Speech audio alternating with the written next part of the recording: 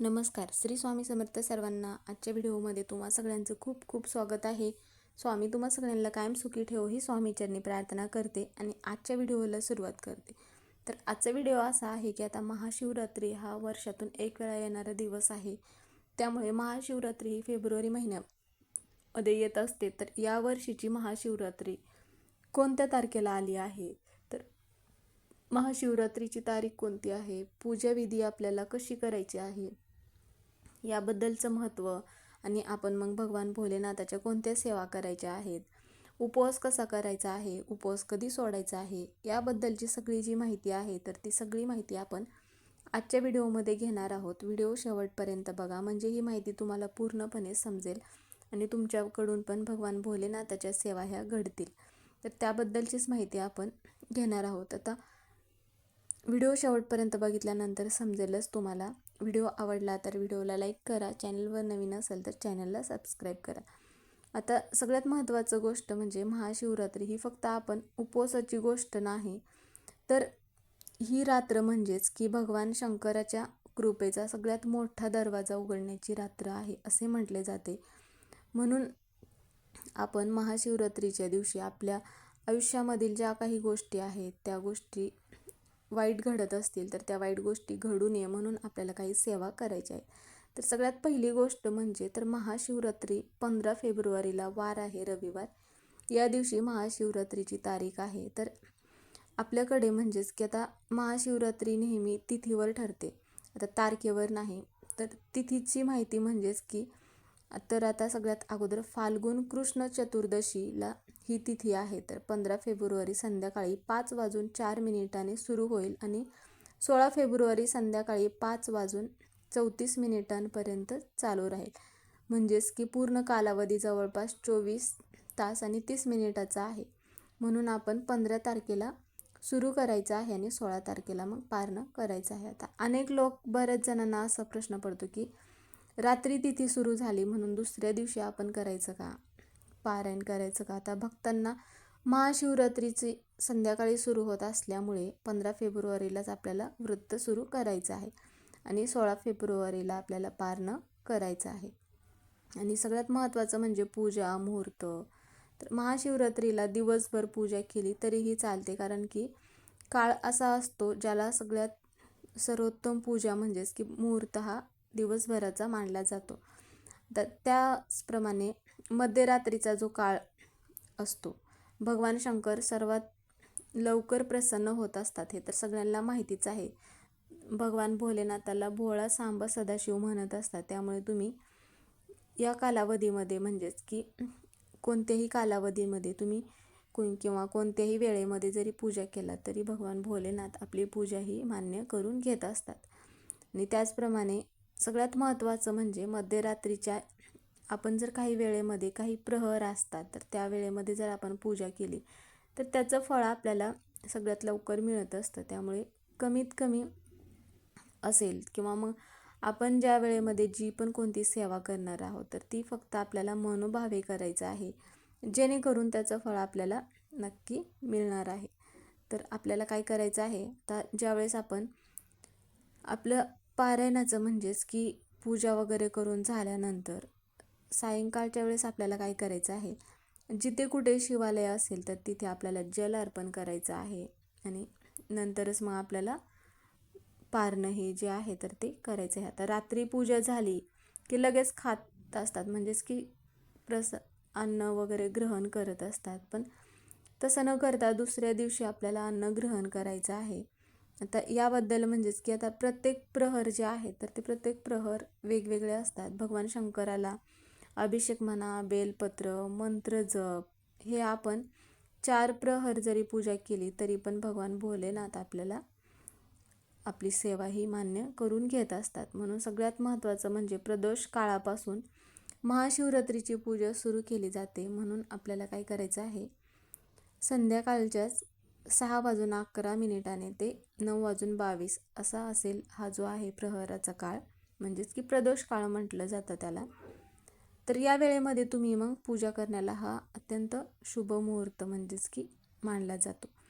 तर शिवलिंग घ्यायचं आहे किंवा तुमच्याकडे भगवान भोलेनाथाचा फोटो असेल तर पूजा करायची आहे. आणि आपल्याकडे ज्या पण काय वस्तू आहेत तुमच्याकडे, म्हणजे पंचामृत म्हणा, दूध, दही, मध, गंगाजल किंवा पाणी, बेलपत्र, जे असेल तुमच्याकडे त्यामध्येच मग आपल्याला पूजा करायचं आहे. असे नाही की तुम्हाला सगळ्याच वस्तू असल्या पाहिजे, एखादी वस्तू नसेल तर तुमची पूजा अपूर्ण होईल का? तर नाही, जेवढ्या आपल्याकडे आहेत तेवढ्यामध्ये आपण पूजा करू शकतो.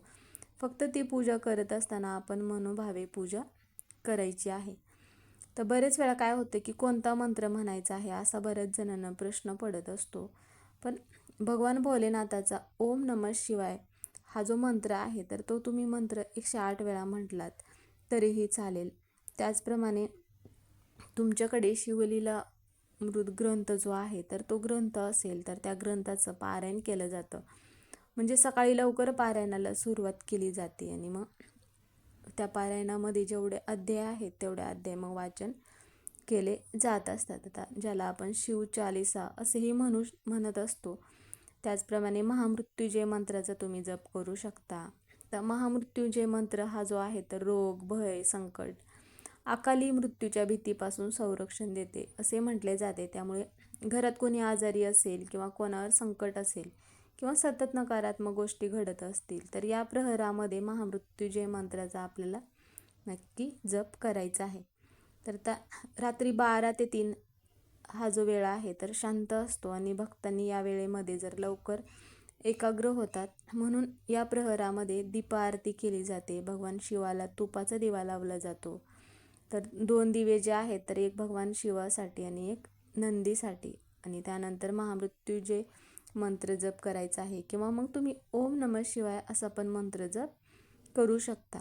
तर हे जे पारायण आहे, आता जे आपल्याकडे ग्रंथ आहे त्या ग्रंथाचं पारायण तुम्हाला ज्या पद्धतीने शक्य होत असेल त्या पद्धतीने तुम्ही करू शकता. आता बऱ्याच वेळा काय होतं की काही जणांना पारायण करणं शक्य होत नाही, त्यामुळे मग या ग्रंथामधील 11वा अध्याय जो आहे तर तो 11वा अध्याय तुम्ही पठण करू शकता, म्हणजेच की महाशिवरात्रीच्या दिवशी. आता सगळ्यात महत्त्वाचं म्हणजेच की आपल्याकडे जी पण काय उपवास वगैरे असतो तर तो उपवास मग आपल्याला दुसऱ्या दिवशी सोडायचा आहे.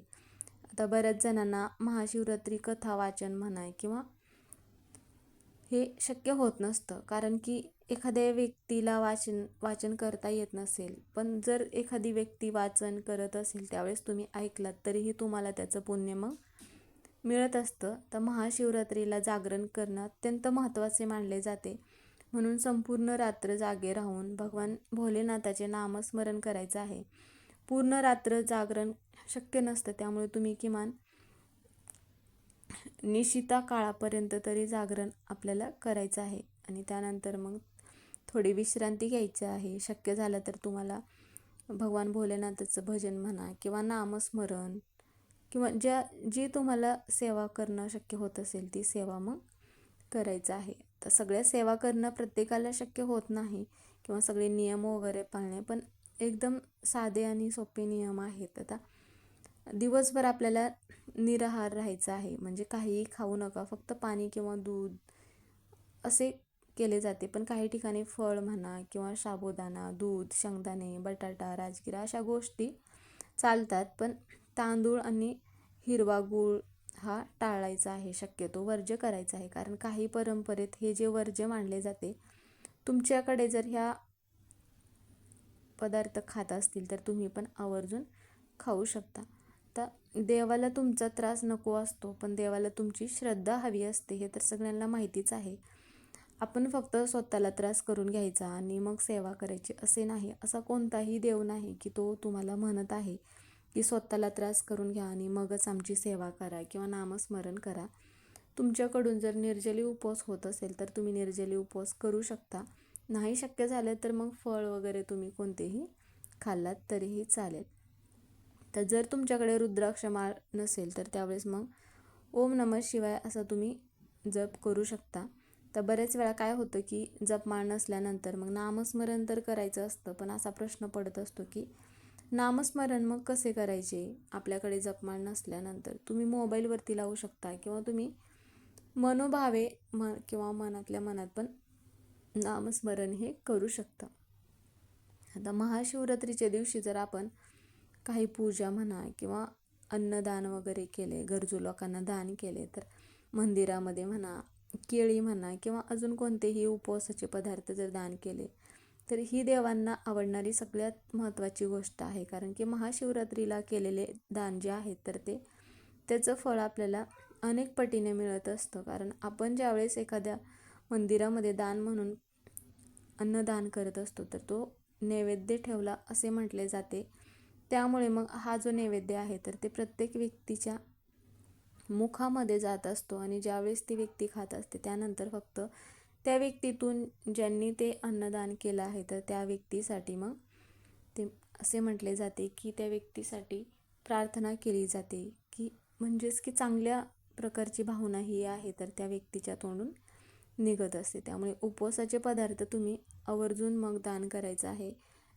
जेवढ्या पद्धतीचं शक्य होईल तेवढ्या पद्धतीने करू शकता तुम्ही.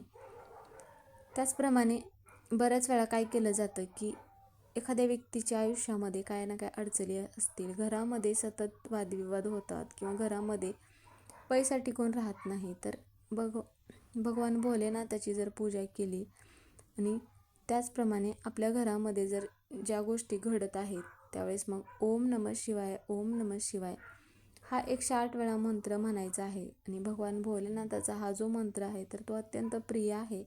आणि मंदिरामध्ये म्हणा किंवा तुम्ही घरी म्हणा, शिवलिंग असेल तुमच्याकडे तर त्यावरती 108 बेलपत्र तुम्ही अर्पण करू शकता. जर तुम्हाला 108 बेलपत्र नाही भेटले तर त्यावेळेस तुम्ही मग फक्त मनोभावे नामस्मरण करू शकता.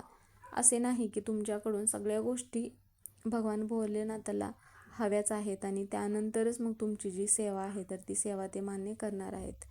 तर असे नाही की तुमच्याकडे जेवढ्या वस्तू आहेत तेवढ्या वस्तूंमध्ये पण तुम्ही ही सेवा करू शकता. म्हणून मग महाशिवरात्रीची पूजा करण्याबद्दल म्हणा किंवा कधी करायची आहे, कोणत्या तारखेला महाशिवरात्री आहे, आपण सेवा काय करू शकतो, उपवास कसा करायचा आहे, याबद्दलची तुम्हाला माहिती पूर्णपणे समजलीच असेल. तर व्हिडिओ इथेच संपला. व्हिडिओ कसा वाटला कमेंट करून नक्की सांगा. कमेंटमध्ये ओम नमः शिवाय हे लिहायला विसरू नका. व्हिडिओ पूर्ण बघितल्याबद्दल धन्यवाद.